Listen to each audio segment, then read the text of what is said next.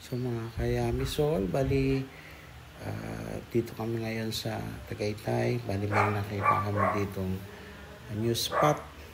So eto, titingnan natin mga nipa hatch lot to. Ang ganda dito eh.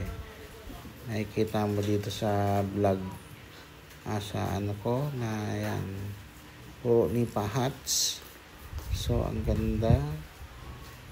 So dito lang to sa may SM Residences dito sa Tagaytay. So ayan, bulaluhan to. So titikman natin yung kanilang bulalo mamaya kung masarap. So bali ito.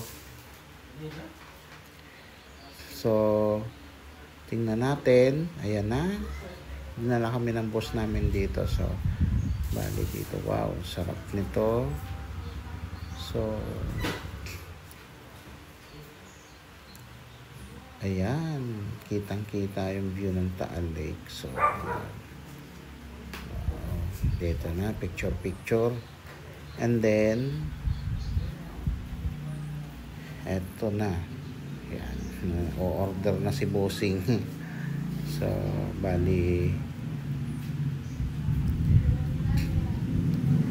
yan, ayan na ang mga order dumating. So bali tingnan pa natin yung ibang lugar dito. So wow, you see. Then likot pa tayo ng konti.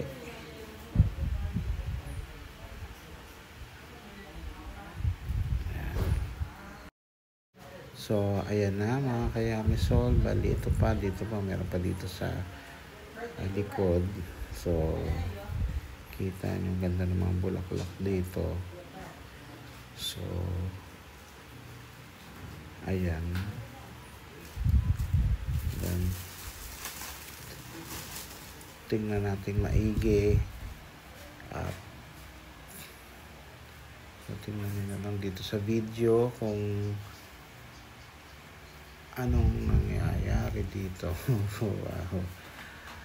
So ayan, you see, dami talagang nipa hatch dito, siguro more than 50 to.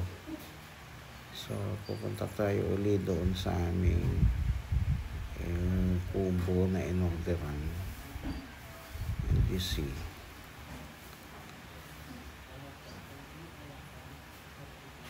yan.